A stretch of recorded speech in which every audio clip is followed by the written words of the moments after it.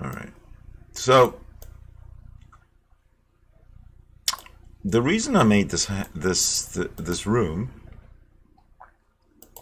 is to relate to you what happened in a room that I was in last night. The room was an open discussion room, a late night open discussion room, and I went in there. And at some point, at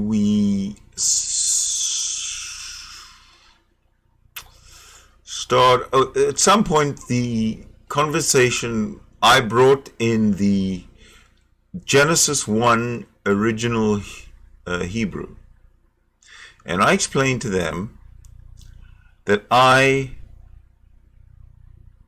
having studied Hebrew, both modern and ancient, or biblical, I know how to read the Hebrew Bible, and I can, read it and translate, interpret it from the original. I don't have to rely on an English translation or one of many English translations which all differ in one way or the other. So what I did was I brought up the Hebrew Bible, and I just discussed Genesis 1:1 with him. Okay. Genesis 1:1, if you don't know what it states that in the beginning, God's created the heavens and the earth. In the beginning, God's created the heavens and the earth. That was it. So I took each word, of course, and focused on the word gods, which is the direct translation of the Hebrew Elohim. The singular of Elohim is Eloha, or Eloha, but the plural is Elohim. So I brought it to his attention that the Elohim shows that it's a polytheistic, more than one God that presided over the creation of the universe. And I also inserted later that there's a good explanation for why it says gods and not God in Genesis 1:1. And I referenced the children of Adam and Eve, where those that got married found wives. And then I also mentioned that perhaps one of the explanations is that one of the gods that created the 6 days, the universe in 6 days, one of those gods created women, or the other women, not Eve, but the children or the wives of Adam's children. And I thought it's a pretty decent interpretation of why it says gods in the first chapter, in the first chapter, and how multiple gods, fit into the broader picture. No one has ever been able to establish where the wives of the children of, or the sons of Adam and Eve came from. So I suggested that, yes, one of the lower gods, because these are women, by the way, and women are not highly esteemed in the Bible, not at all. So it stands to reason that I can interpret it as I wish, yeah, as logically as I think, or it seems to be. I didn't think it was a big deal. I didn't think that it was, that crazy of an idea. But J. Pacic lost it. I will go through and show you how I proved to him that gods was mentioned in Genesis 1:1 and not God. It's gods. It translates as gods. But J. Pacic went. I mean, who knows why he does things like this? But anyway, he went to grab something out of an article out of. What do you mean my microphone appears to be noisy? Sorry. An article out of Encyclopedia Britannica, and he just read it. Something about Elohim and how it's probably from a pre-Canaanite somehow, something, and then probably this, and did you know that later on the culture was such as to translate it as meaning one God? Just such nonsense. That was absolutely had nothing to do with the text that we were actually reading. So I'm going to try and bring you in here. Might take me a couple of seconds to switch over. To bring in here. This is going to be one of the few videos that I've actually had to edit, trim a lot of the beginning. But it's okay. I have done it before, and I'll do it again on this one. Okay, so here we have the text. Come on, text. All right.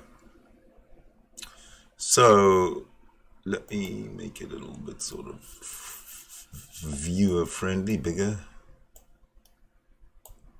Maybe something like that. Or maybe a little smaller than that. Give me just 1 second. Okay, so all right. So there we go. Now, I'm going to show you how this works. Each line here, right? Hold on. Each line here, one line has a word in it. Bereshit is the first word. Bara, Elohim, et hashamayim, ve'et haaretz. Okay, and it says here, in the beginning, created God the heavens and the earth. Now, I pointed out to him that Elohim, of course, is plural. And if you look at the morphology here, it says it's a noun, masculine, plural. Okay, so which means it is plural and the gender is masculine. Fair enough. And you go down here and you see a whole bunch of stuff. Okay, now I want to point out to you that everything that's written here translates, is traditionally translated as, in the beginning God created the heaven and the earth, here in English like this, right? Let's see if I can highlight it. There we go. So that, everything that you see in the Hebrew translates to that common understanding. So here you have, again, Bereshit bara Elohim et hashamayim ve'et haaretz. What I want you to do, oh crap, I didn't mean to do that.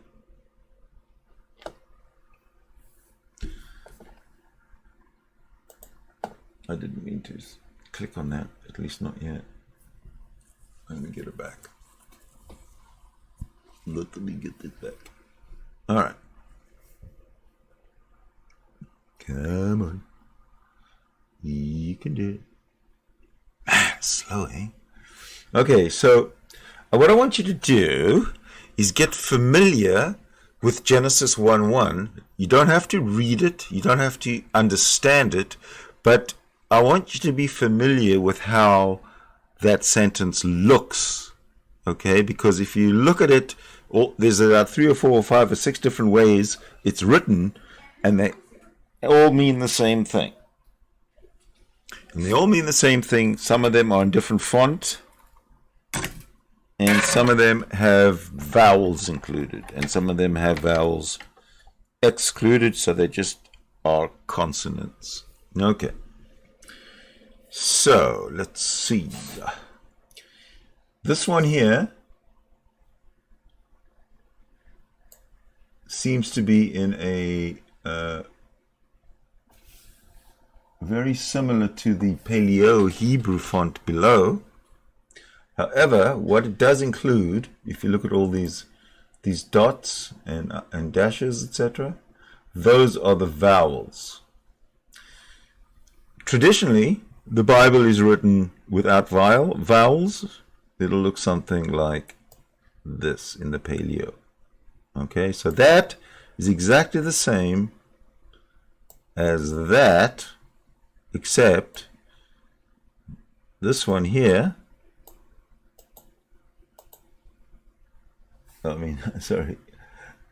this one here does not include vowels.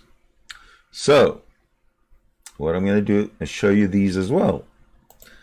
This, oh man. Alright, so this line says, in Hebrew, Bereshit bara Elohim et hashamayim ve'et haaretz. And it says it using vowels and consonants. Okay, now look at this one here. Look at this one here.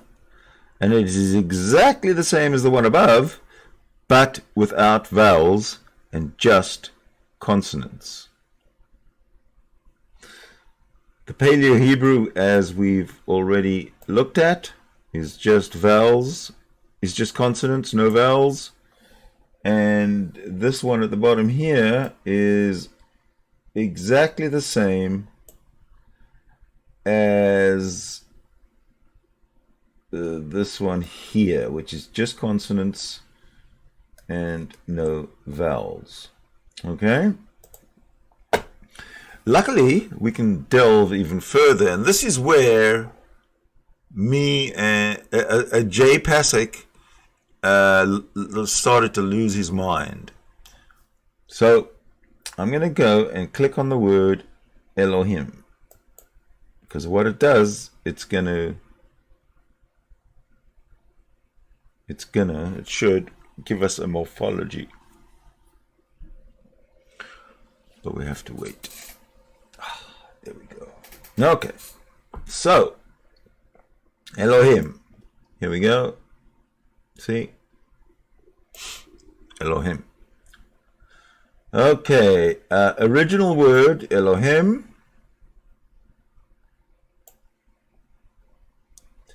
Part of speech is noun masculine.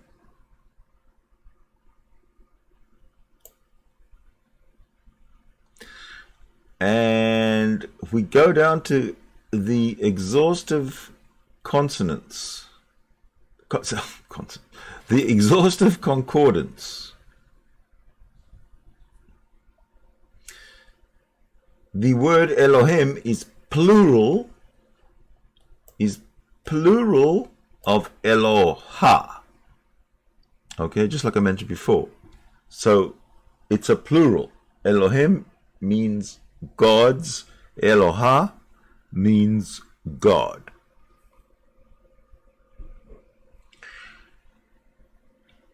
The funny thing is that I don't quite know what all this stuff here refers to. This stuff over here, I have no idea. But I did notice that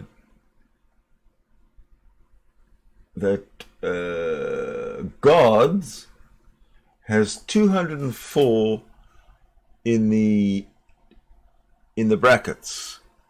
I have no idea what this refers to, but at least it's acknowledging that the plural of Elohim, of Eloha, is Elohim, and Elohim is translated literally as gods.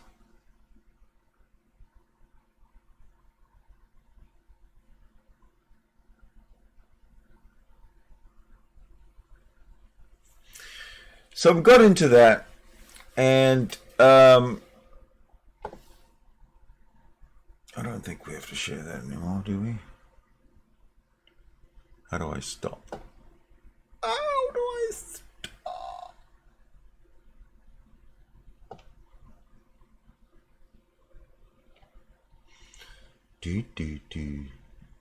I gotta go in here. I don't know how to stop this. Maybe I'll go here. Ah, there we go. So I stopped it, and now I want to switch on my camera.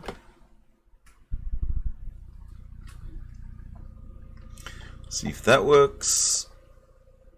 Oh yeah! Oh my God! I look so close. That's got to change.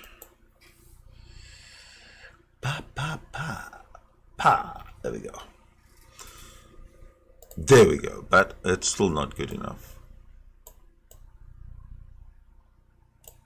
There. How's that? Okay. So anyway. So giving him that explanation, and me insisting that that's what it says, and him going to his Britannica and going off about what probably what it's written that it probably means something, and there's a tradition and a culture afterwards that interpreted it as one or singular. Yeah, just bullshit. I'm talking about the text, the one. Genesis 1:1 right there written, and he's going on about what cultural differences there are, and if there's probably another explanation here. I don't think he really understood what he was talking about. He just went to Encyclopedia Britannica as if it has like some ultra authority over me. Would you trust Encyclopedia Britannica and nothing else? I don't think so. I don't. Why should you?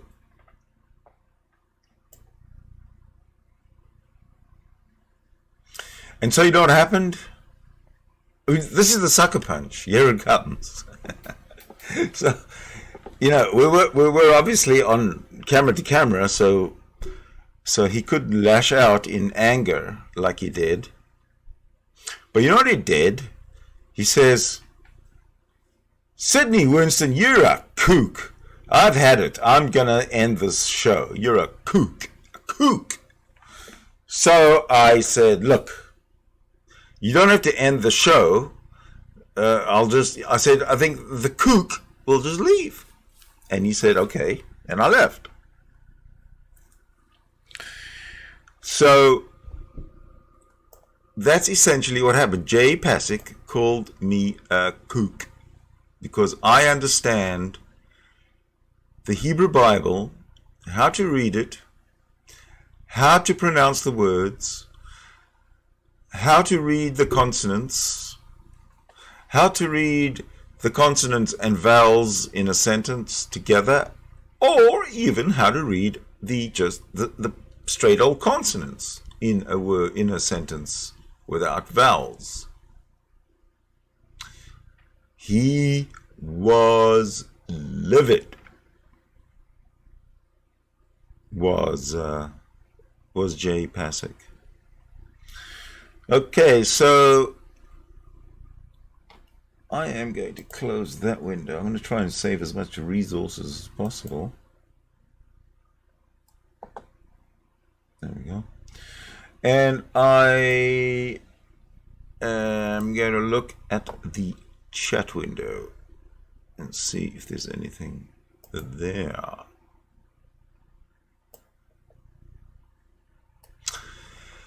The cupboard is bare. There's no one there. So I don't know if anyone is actually going to come into this chat. If not, it's just another chat failure. Not a big deal.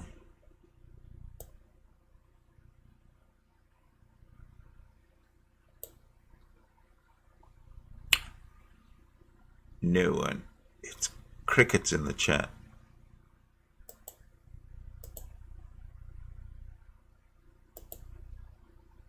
So there you go. There's my story. There's my explanation of why Jay Pacic called me a kook.